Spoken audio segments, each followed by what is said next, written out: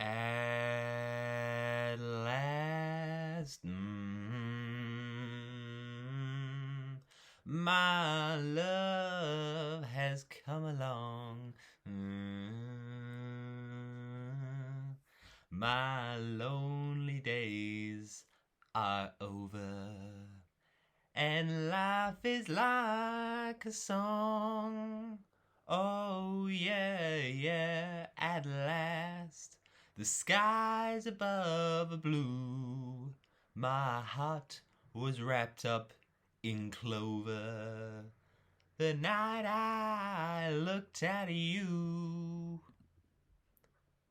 At last. Yes, people, hello, and today we are doing our Euro 2020 Match Day 1 previews, and that is the song of the weekend, At Last, by Etta James. At last, people, the time is here.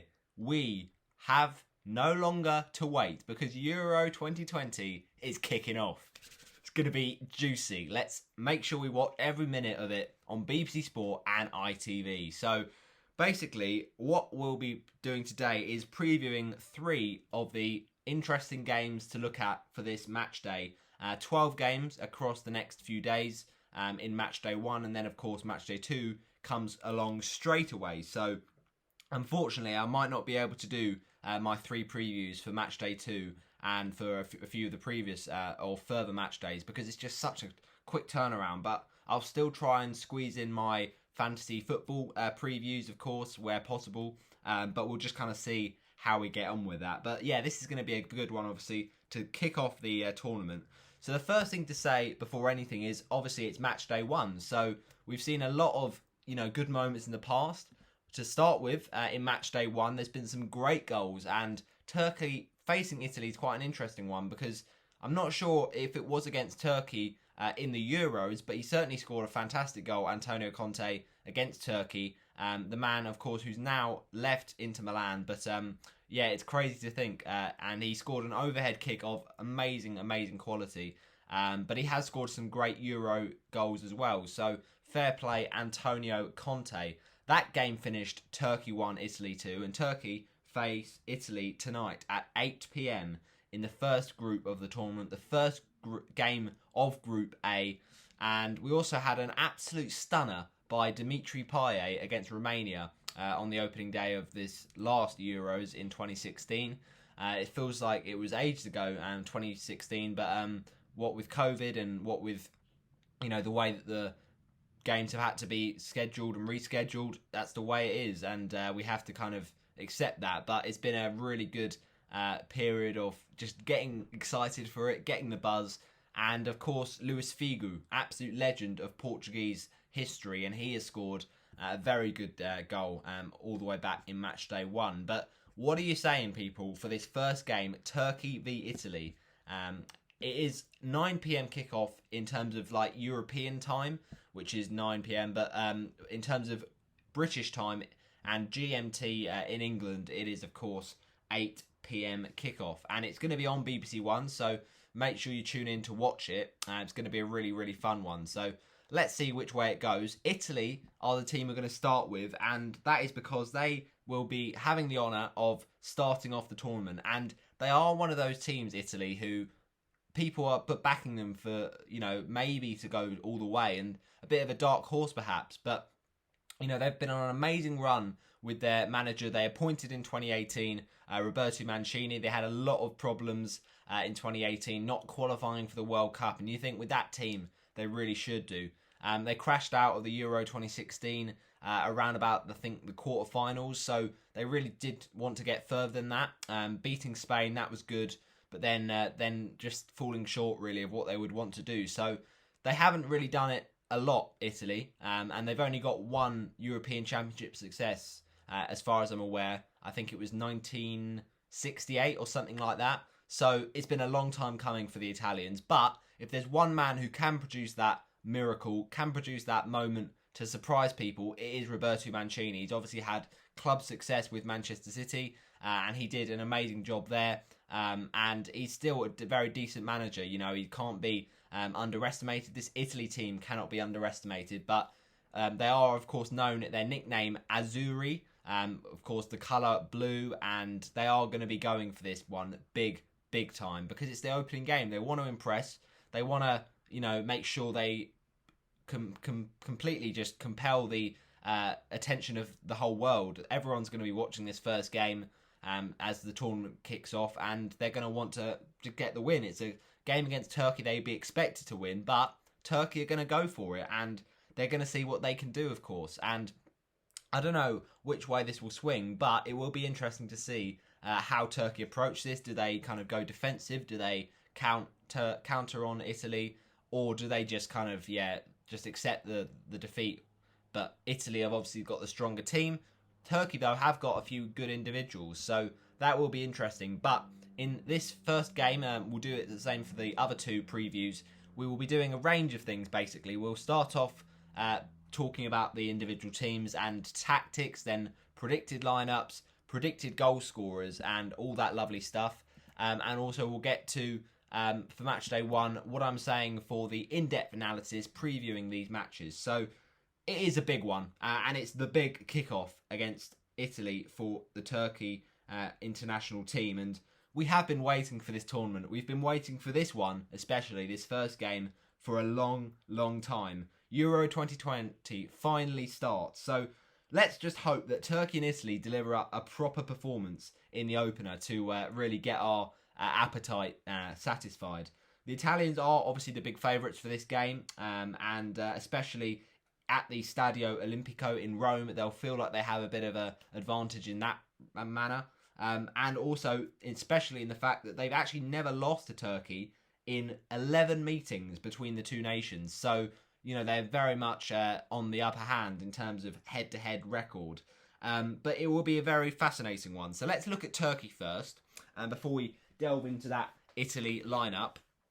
Turkey are a very interesting one. Now, I'll be honest, I have underestimated them. I have kind of said I think they're going to finish bottom of the group because I just feel like Wales are going to go for it. They've had that, success of Euro 2016. They'll try and replicate that. And with players like Gareth Bale and Aaron Ramsey, they could be decent. But also with, the other team in there, Switzerland, they have a lot of individual players that can score in the big games. Your likes of Xherdan Shaqiri, your likes of Severovic. So I feel like it'll be a tough ask. Turkey could easily get, second or third, but I'm just saying that they won't be able to get through at the end of the day. But with Turkey right now, they are another team that seems to have suddenly got this golden generation. And actually, fair enough, because no team let in fewer goals in qualifying. So, whether that's just down to the teams they face in qualifying or whether they've really got this solid unit at the back, fair enough to Turkey. They had a really impressive qualification campaign. They did actually end up being really, unfortunately, hurt by injuries to key players. But as they say, every cloud has a silver lining. And that really was the pandemic in the respect that they can rest back some players and restore some players. With people like Kabak and Yusuf Yakizi and Cenk Tosun, they were all sidelined going into the tournament last year. So it really has worked out for the better. Now, obviously, Yaziki, he's shone at Lille, and Cenk Tosun has struggled, really, at his time at Everton. But at the end of the day, I think that they're probably still a decent group of players. And, if you look at someone like Kabak, he's earned himself a high-profile move to a club like Liverpool. All right, he wasn't amazing, but, he's still going to be growing in that team, and he would want to get some more game time to kind of develop his style. But players like Demiral is a very, impressive starting centre-back for Juventus. So, that defence has got very solid foundations. You've got Kaglar Soyuncu and, their goalkeeper is pretty sturdy between the sticks, Kakir. So I feel like they've got an explosive team if they get it right. And with people like Cengiz Ünder, you've got a nice, something different for Turkey. And of course, Çalhanoğlu is their star man, taking set pieces, and he does whip in a wonderful free kick. So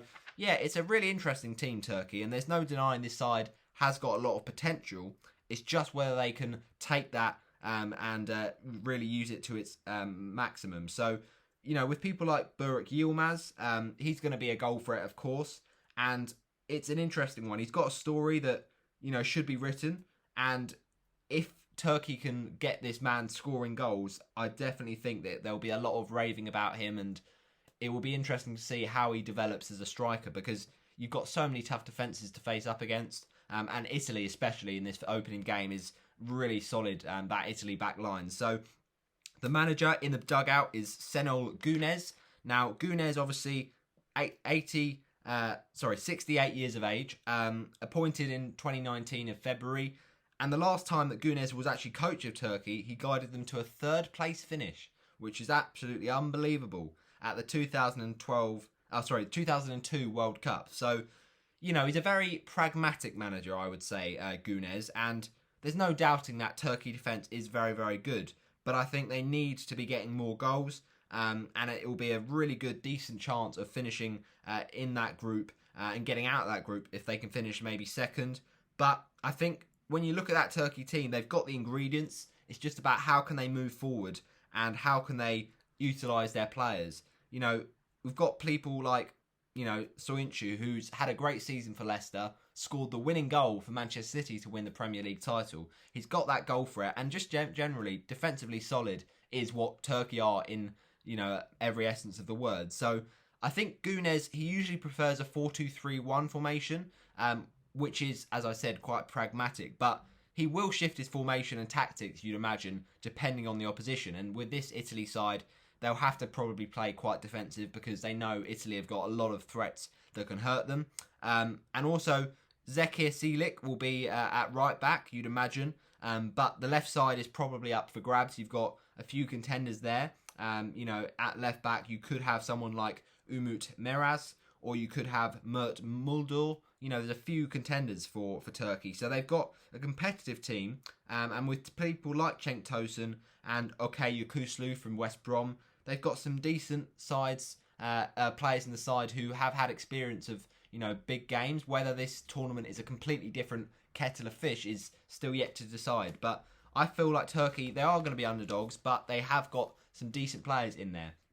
Let's turn our attention then, shall we, to Italy and how they line up. Well, obviously, we've talked about Italy a little bit before, but they are looking like a golden generation right now, and they're the modern Italy, very different to what we've known in the past from Italy. It is exciting, it is interesting, and as I mentioned, that run they went on in qualification was absolutely unbelievable. A 9-1 win over Andonia, I do believe, or Andorra, and they're now looking like a team back at the top table. They failed to qualify, as I mentioned, for that World Cup, but now they're seeking to rediscover some old magic.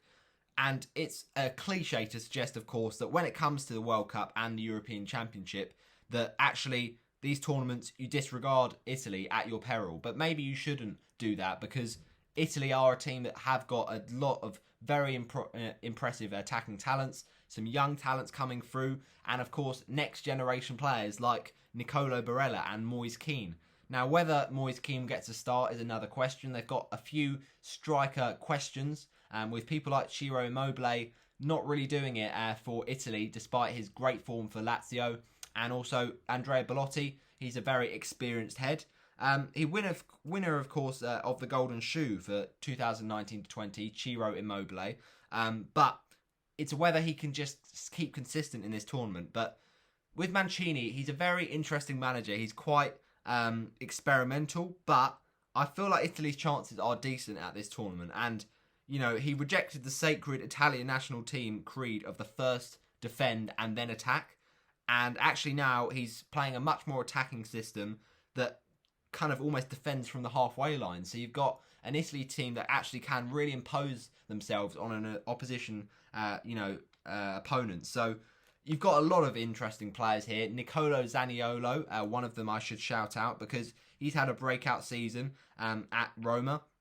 And also Nicolo Barella, who's been, really adapting to his role, 24 years of age, Inter Milan midfielder, very modern in his play, very dynamic with quality play, and he's got lots of caps under Mancini. So, sorry, that was just my music boom there.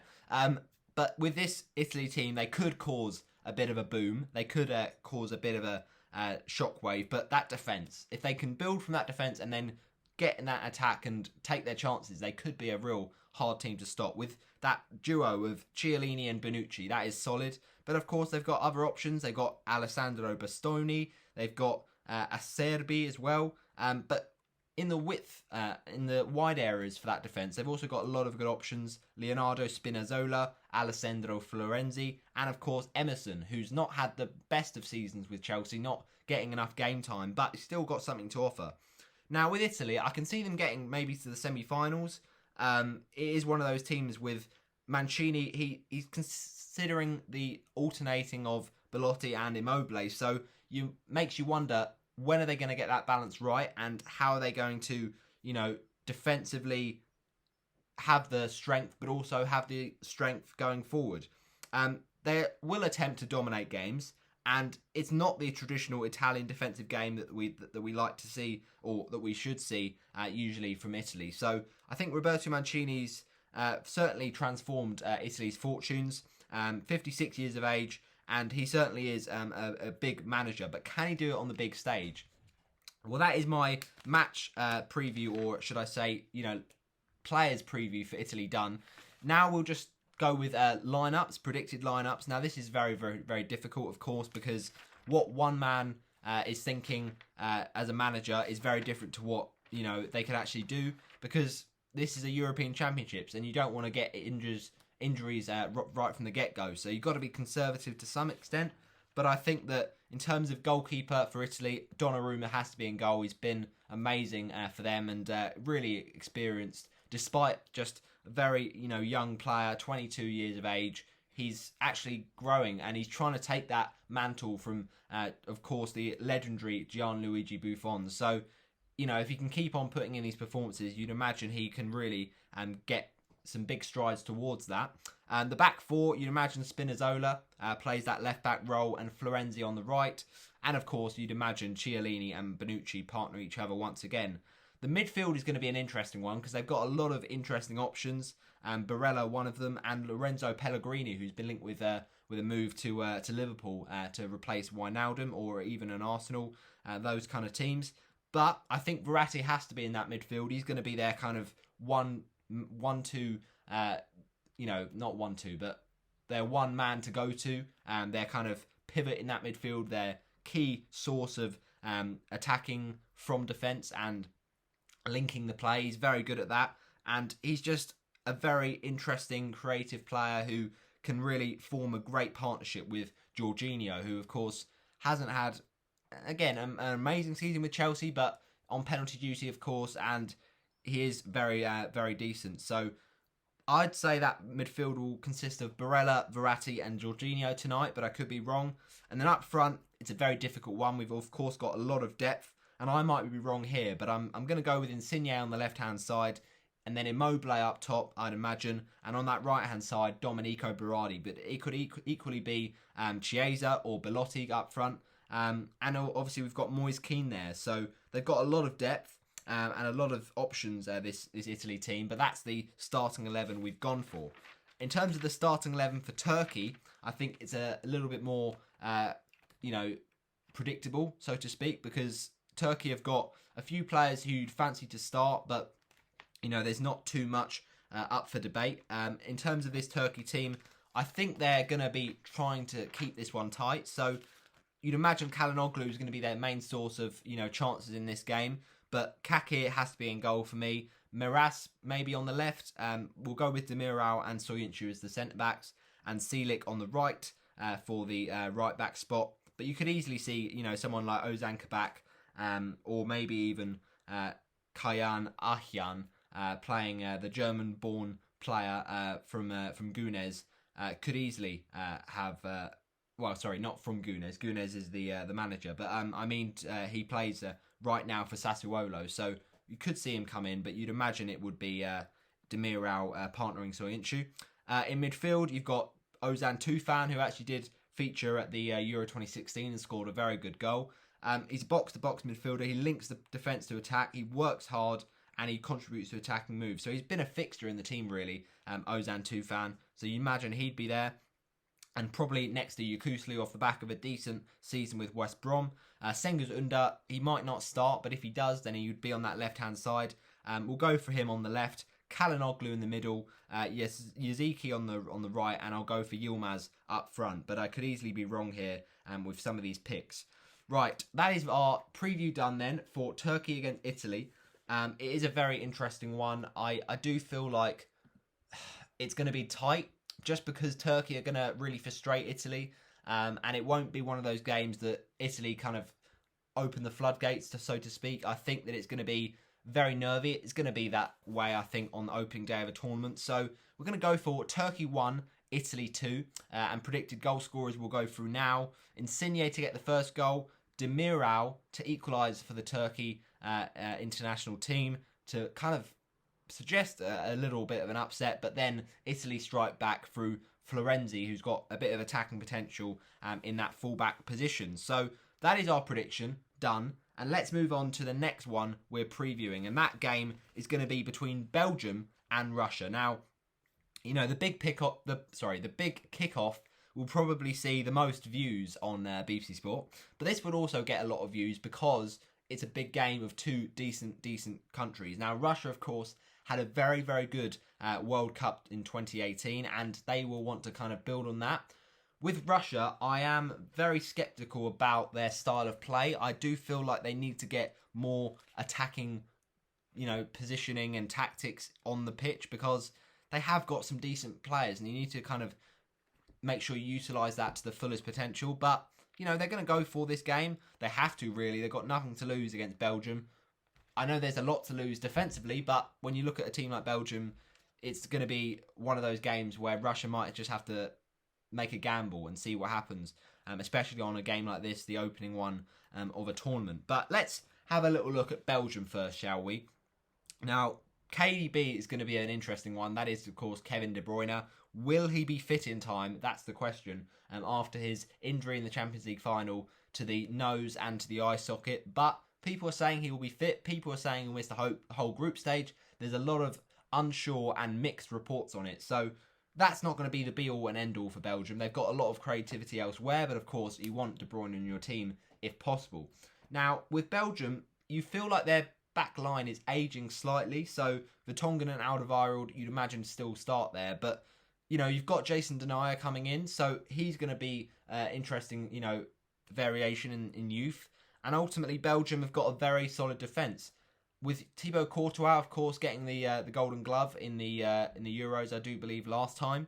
You know, they've got a decent team there. So the team ranked best in the world on the FIFA rankings. Can they live up to that title? And can they be the best in the world, or at least the best in Europe for this tournament by getting all the way? Well, we always say with Belgium, they hold that mental piece for the underachievers who, you know, on paper should be doing better. But, you know, they were dark horses to win Euro 2016. And, of course, Wales sent them crashing out thanks to Hal Robson-Kanu. So the Red Devils are an interesting team, I think. They have to do pretty well in this group for me to assert their dominance. They have to top the group, really. And this is the kind of game you'd fancy them to do decent. But with under Roberto Martinez, obviously, they have got a chance.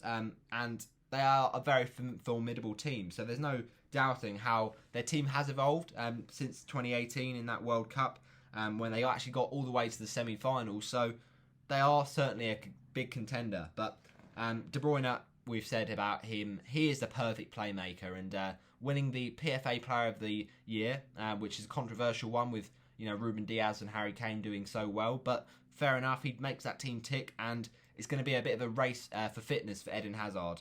One man to watch out for will, of course, be Romelu Lukaku, a decent outside choice for the top scorer. But I feel like this Belgium team, they're expected to win, but the generation, they'll probably have a shot again at the World Cup of Qatar 2022. But it's one of those things with this golden generation, they're running out of time. So, yes, they can work in this, you know, very versatile 4-3-3 or 3-4-3. They are the masters of that, but they really need to kind of get these games and take them by the scruff of the neck because time is running out. They need to utilise this very impressive squad.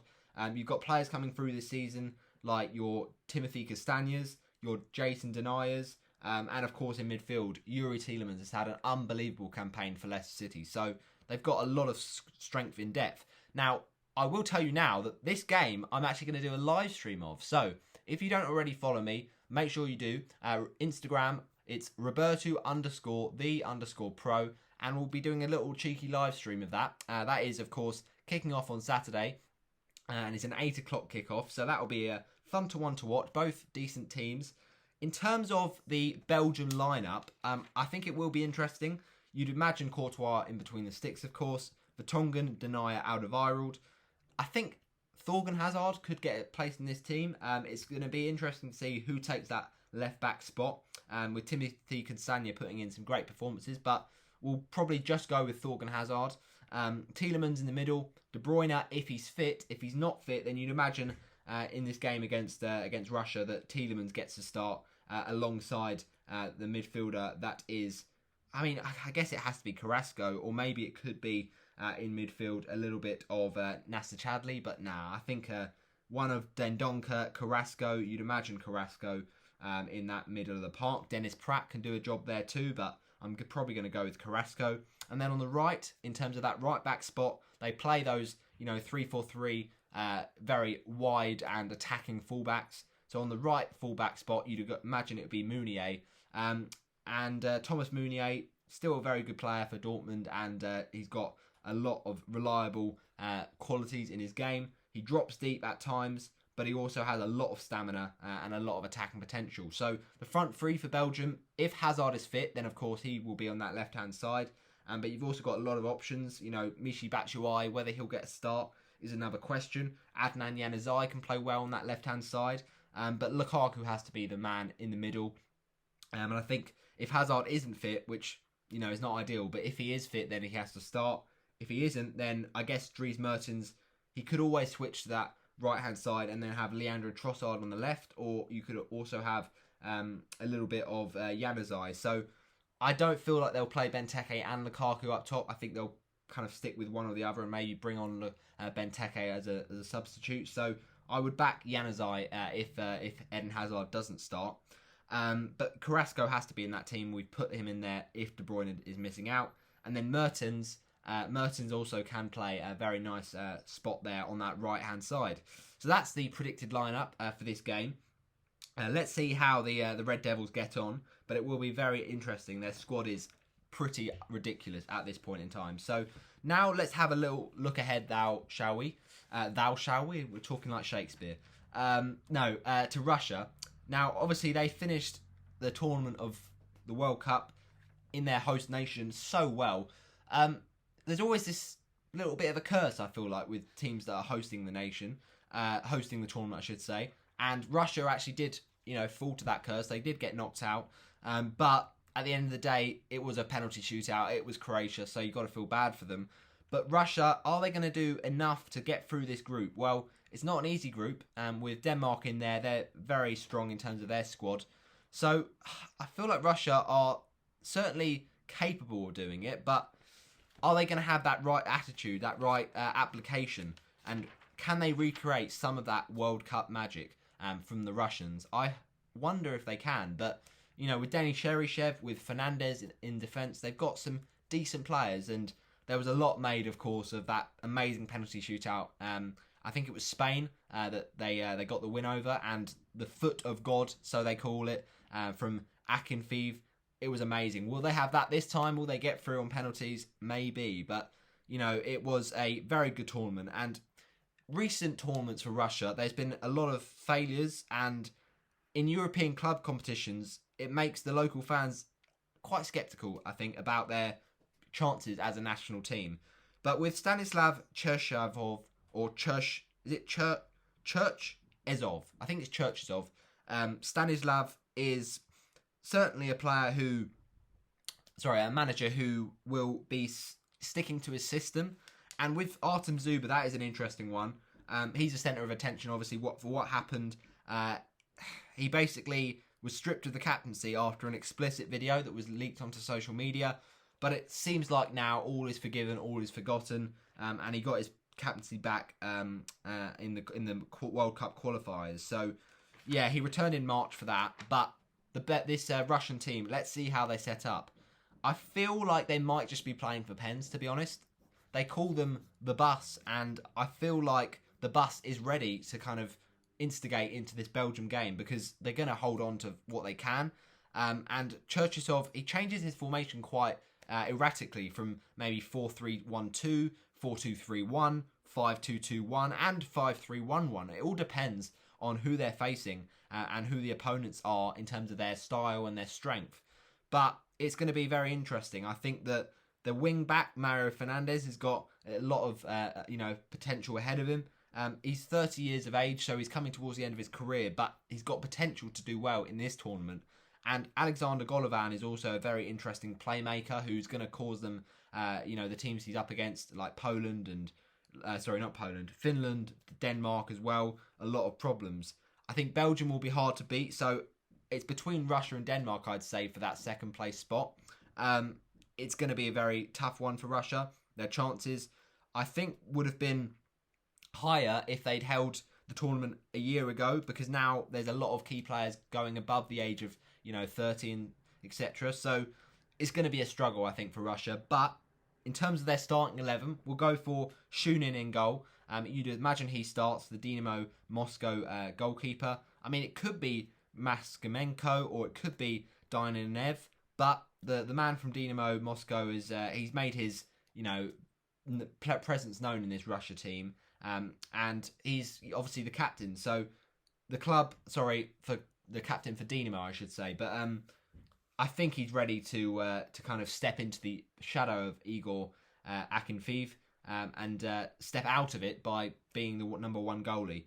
In terms of the defence, I think Russia play a 5 at the back, if I'm right in thinking. So we'll probably have a bit of it's so hard to pronounce these, sorry. Karavayev, then Kudrayoshov, Dusiika, Dievev, and Fernandez right back. That's what I'm guessing, but it could be wrong. You've got a lot of contenders, to be fair. You've got, as well as Dievev, you've got, who's the other man? It is No, I think that's about it, to be fair. No, hang on. Oh, yes, that's it. Igor Smolyanov from Krasnodar, but I'm not sure he'll play, to be fair. So that's our back 5. In midfield 2, we've got Baranov, the man from Lokomotiv, and also we've got, of course, Zobnin. He can do a job there, you'd imagine, for the Russians. He certainly is a player who, has got a good ability in that position. Siberian-born, he's what they call the universal soldier. Very intelligent player and very versatile in holding midfielder who can play actually up front as well and move to the wing. So he's got a lot of capabilities, but you'd imagine he slots in there. On the left-hand side, you'd imagine it's Golovin and, of course, Cheryshev. He was a legend of the World Cup and he's going to, once again, play a big role. It'll be interesting to see where he plays. Obviously, he's got a lot of, dynamic play and I think he's probably going to be in the squad. I might have got that wrong if he isn't, so apologies, but he certainly is one of their star players. But Miranchuk has got an opportunity, I think, now. And if you're wondering which Miranchuk, because there's 2, not Anton, I'd imagine it's Aleske, a bit more of a playmaker who maybe he's already scored some important goals in his time at Atalanta, so he'd probably get the nod over Anton Miranchuk. But actually, his twin brother is still waiting for this chance, so it might be a tough one to get him straight into the starting 11. But of course, up front, it will be Artem Zuba. And, he's so tall. 6'6". It's unbelievable. And I feel like he will still have a pivotal role on the pitch. He's on penalties. He'll try and do his best. So that is my predicted starting 11 for Russia. Apologies if I've wrongly missed out Cheryshev. I'm just not really sure what the situation is with him. But what are we going for to kind of end off this Russia-Belgium game for the scoreline prediction? I'm going to go for a comfortable Belgium win because I think they've got too much quality and that will eventually pay. Belgium 3, Russia 1. Eden Hazard to get the opener. I think it will be a tight test to see if he's fit in time, but, let's just assume he is and gets the opener. And then if, I guess, he's not going to be the man to score, then maybe it's Romelu Lukaku. The Tongan will get the second, in my opinion, for the Red Devils. And then Carrasco makes it 3-0 to Belgium. But Russia get back a goal, and that is through their man who plays in the defence, or is it in midfield? I actually don't know, to be fair. He could play in defence, or he might not. But his name is Ionov. So I'm not sure if he's actually... Oh, yeah, Alexei Ionov. Yes, he plays in midfield. So I haven't got him starting in my prediction, but he could play. 32 years old. He could be a good player as a substitute, offer some fresh legs, even though he's very experienced. He's got a lot of pace. So maybe he comes off the bench and scores a consolation late on for Russia. But that is how it ends, in my opinion, 3-1. And finally, to end off Matchday 1's previews, we have a saucy little game between Hungary and Portugal. Vamos, Portugal! Big game, of course. This is our start of our title defence, and it's our most winnable game, you got to say, from the group. I'm so nervous. I genuinely am so nervous. I mean, this is the kind of game a few years back we would have slipped up, and you wouldn't expect us to, but it's a first game. It can be unpredictable, so we've just got to go here. Don't change our style. Don't overcomplicate things and really get the job done. There's no other way around it. And, you know, people like Ronaldo, they're going to want to score a goal in this opening game. Hungary have got a defence we can target. And I know that they had a pretty good qualifying campaign, and players like Adam Salai and Szoboszlai have got a lot of goal threat. There's no doubting that. But I think our defence is very solid. We are, of course, the Shields, and it's going to be hopefully that kind of demonstration from our defence. We've got such a solid back line with Cancelo and Ruben Diaz slotting in with Pepe and Rafael Guerreiro, and of course Patricio makes a lot of key stops, and he was really important and impressive in the final against France in 2016. Made a great save to deny Griezmann, of course got the player of the tournament in terms of the goalkeeper position. Sorry, not player of the tournament, but he was in the team of the tournament. So it is a big one. Let's start off, to try and not be too modest about it, let's start off with Hungary. Because that will be an interesting one to kind of delve into. So that is what we're going to do right now, people. Let me just find what we wanted to. And we will get cracking with this one. This one, instead of the Belgium game, which is on Saturday, this is a little bit later, Tuesday, and it's a 5 p.m. kickoff. So, yeah, tune in if you want to watch it. So, Hungary then, should we start with? Hungary are an interesting team. They are kind of the massive reenactment of David against Goliath, because they're a small enough country on themselves, and you know they did do pretty well at Euro 2016. You've got to give them credit. They surprised a lot of people, but they did eventually get knocked out inevitably. But now, just as if they weren't an underdog enough, they've been drawn in the group of death with Portugal, Germany and France. I mean, that is just so demoralising. If you're a Hungary fan and you've got so excited through that qualification to Euro 2020, you've kind of got the faith in the team, and you see those groups drawn and you think, okay, is this our actual worst nightmare? It's unlucky. So yeah, they are going to be underdogs, and they're preparing for an absolutely nightmare group. But they've got a few good individuals. We mentioned Szoboszlai. He has been the hero for them. Dominic. He's helped seal their qualification, and you know the captain Adam Salai. He's very good at holding up the ball. You know he's got goals in him, and Hungary are just hoping, I think, that the home advantage for one or a couple, I should say, of those games in the groups might just swing the imbalance, because it is very imbalanced. It is very unequal when you look at those kind of teams in the group of death, Group F. Death with a capital F at the end. Anyway, the manager, Marco Rossi, it was dramatic, wasn't it? The playoff victory against Iceland that saw them qualify. But I think you'd imagine Dominic would play in that number 10 role.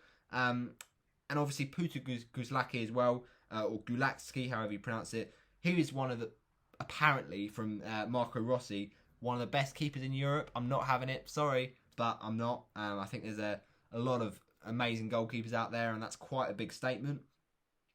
So the fact that Hungary probably won't go into this with much expectation, and that like nothing actually going into this is much of a disgrace for Hungary. So in that respect, you've got nothing to lose, Hungary fans, and you might as well go for it. So actually, that might give you an advantage. I mean, you could say, no, it doesn't, because you're just going to lose all the games, and fair enough. But it will give this kind of nation a very bold and exciting nature to their play, that actually they don't have to be conservative. They just express themselves and really enjoy the moment, take the moment and grab it with both hands and see what they can do. But I feel like they also, just a bit like Russia, they need to park the bus because they have no other option. If they're realistically going to get points, you could go for it and then lose 5-0, or you could park the bus and get a 1-1 draw. But it's going to be very, very tough. Defensive priorities are certainly on the agenda for Hungary.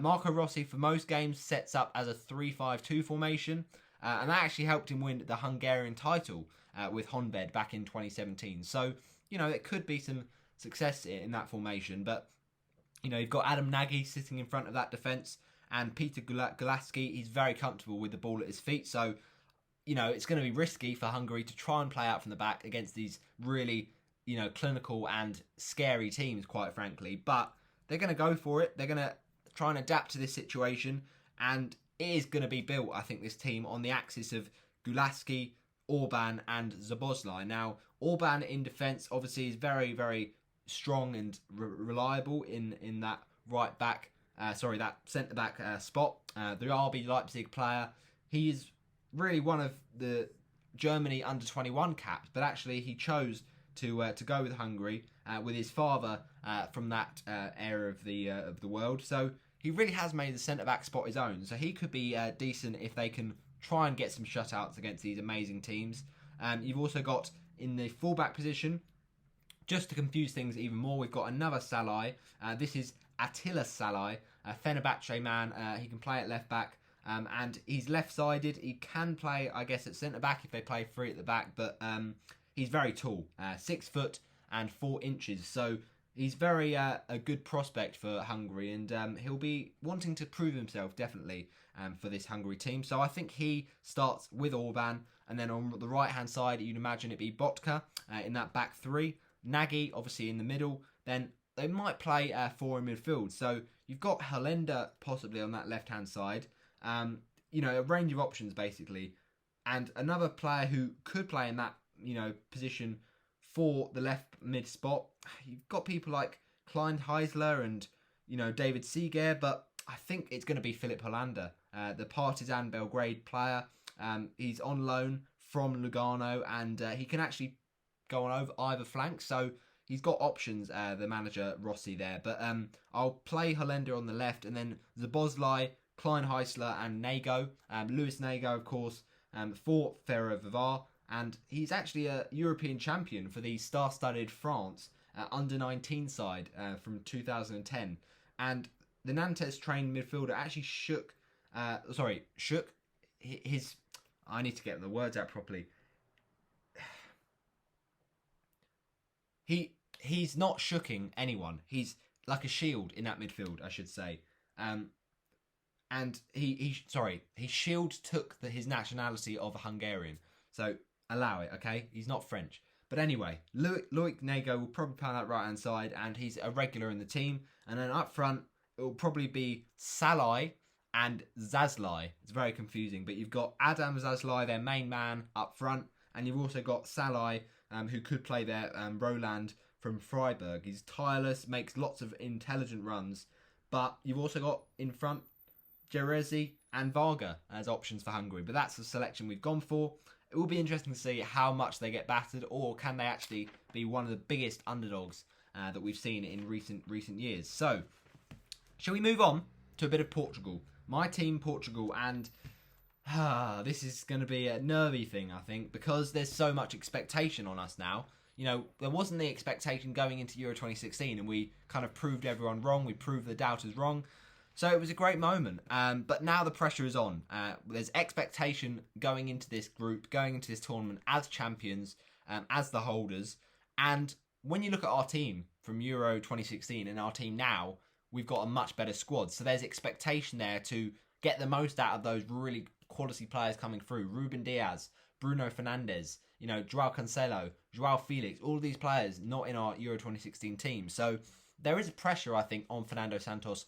Not pressure in terms of if he gets it wrong, he's gone, because he's been at the club since 2014. At the nation, at the country, at the whatever you call it. And since 2014, he's just kind of had this connection with us Portugal fans. So I feel like, you know, he's very much, he's got the credit for what he's done. So he's in a good position. But also, with this team, you feel like we should be doing quite well. It'd be a shame. It would be a bit of a anticlimax if we didn't, because the squad we've got right now is formidable. It is very exciting.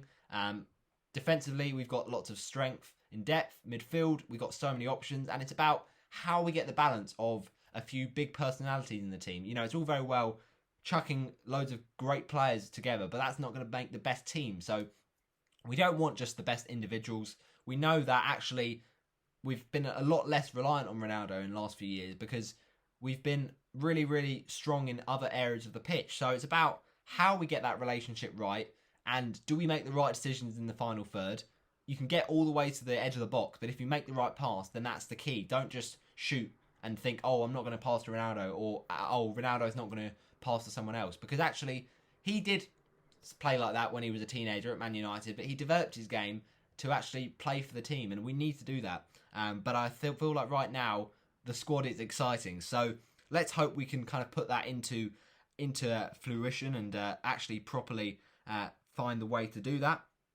But ultimately, it's nervy. It is nervy for this Portugal squad, because I think there is this expectation. Now, I'm going to go into this thinking we can get to at least the semi-finals. I think our squad is good enough for that. But we'll find out. 51 games in all for these European Championships. So, you know, some of those are going to be Portugal. How many of those are we going to win?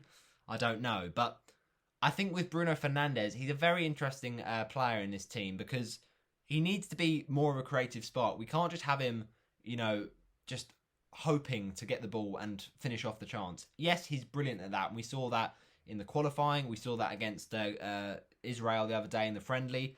He's got a great finish on him. But he also needs to be aware around him, be that creative spark that he is for Manchester United, try and convert that kind of form.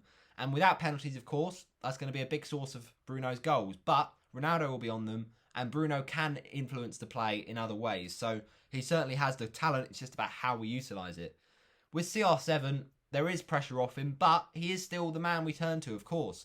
He is the best player in the world, and if we can't get the service for him, then he's not going to be able to get the goals. So it's so important this team kind of just tick together and work as a system. And CR7, you know, he can miss chances. He's only human. He's not a robot, but we don't want it basically to happen. The more CR7 misses big chances, the more we kind of just struggle to have a plan B. And I'm not saying Ronaldo's our only player and our only strategy. We've got other options, but, you know, with Ronaldo, he is a player of confidence, and he will just pick out that negative wherever it is, which drives him to go again. But if we're constantly getting to Ronaldo and we're passing to Ronaldo all the time and he's always missing, then we're actually going to detriment our own team. If we don't just try something different with another player, and maybe Ronaldo is, you know, just a bit more reflective on how can actually the best chance be made, then we will get the best chances and we will actually find a way through.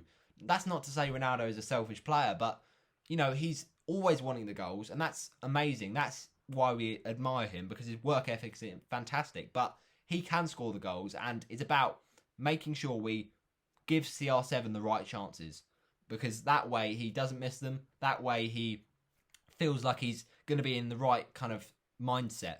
And at the end of the day, Ronaldo is one of the best headers of football in the game. So if we're not utilising him, if we're not getting crosses in and whipping those in, we can do that with Bruno Fernandes, Bernardo Silva, Joao Cancelo did it a few times recently. So we have got the quality there, but we've got to kind of be on tactic and on alert to get those balls into the box, and he will feed on those crosses. So he can play on the left, he can play through the middle, or we could allow Andre Silva to come in and he can play on a bit more of a wide position. So there's a lot of options, I think, for Portugal, and a lot of options to kind of start the 11. With Neto injured, that's a shame because that would have given us a bit of needed width. But we've still got options. Jota is, of course, the space investigator in the fact that he exploits the space so well, and he's so good at making those runs. So we are the defending champions. There is a lot of pressure. Bruno Fernandes and Bernardo Silva are going to be competing kind of for the same spot, but they can work together. They can get crosses into the box for those Ronaldo leaps, and I think we can get far in this tournament. It's just about winning this Hungary game and then doing what we can out of the Germany and France ones. I mean, this Hungary game is favourable, but we can't underestimate them. And we've got to look at, Szoboszlai. We've got to stay focused in this game, and we've got to pick our moments to really pick off this Hungary team, because we know on our day we can really hit a few past them. So it's a very winnable game. I keep saying this, winnable, but it's going into the game. We have to approach it like any other game. So I'm going for a Hungary defeat. I think we'll have enough on the day. I'm going to go for Hungary 1, Portugal 3.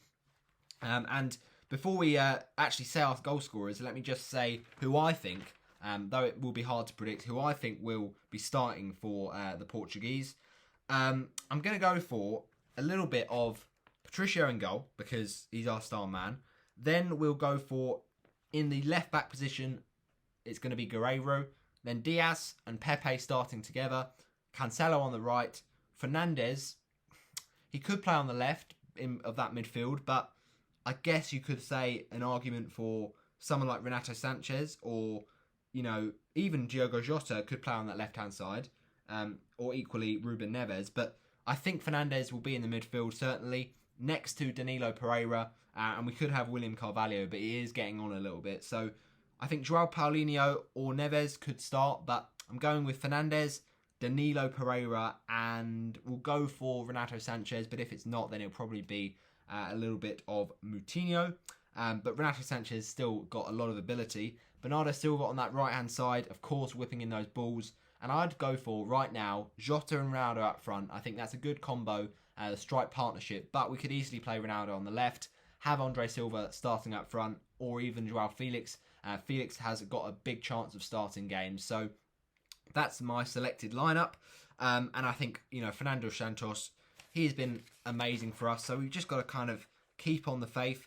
Ronaldo has been amazing, obviously, in his international career, and he gets one more in these European Championships to be the outright top scorer. So it will be amazing. But Bruno Fernandes, he's influential for Manchester United. Can he be that for his national team? I hope so. And Jota is going to be obviously fighting for his chance. But I feel like our style of play, we have now been less reliant on Ronaldo. And at the end of the day, with the players we have, with the 2 titles we've won, with the Nations League and the Euros under Santos, the mentality is different. We believe we really can win. And one thing is certain, we have the quality as reigning champions to win, but it's whether we will get that done. So that is our predicted lineup.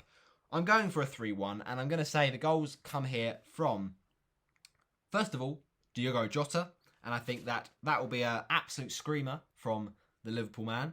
But then Portugal will actually concede first. So I've done that the wrong way around. But Adam Salai, I think, will get the opener, then Jota, and then 2 from Cristiano Ronaldo.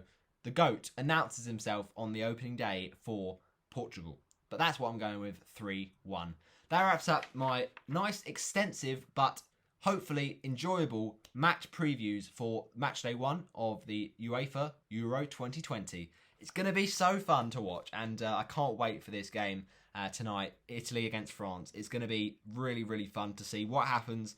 There's a whole range of combinations and possible situations that happen. Turkey could win, Turkey could draw, Italy could win, but let's find out what happens, and let's see how we can get on in our game on Tuesday. But thanks for watching. I'll see you in the next video at some point in the future. Adios.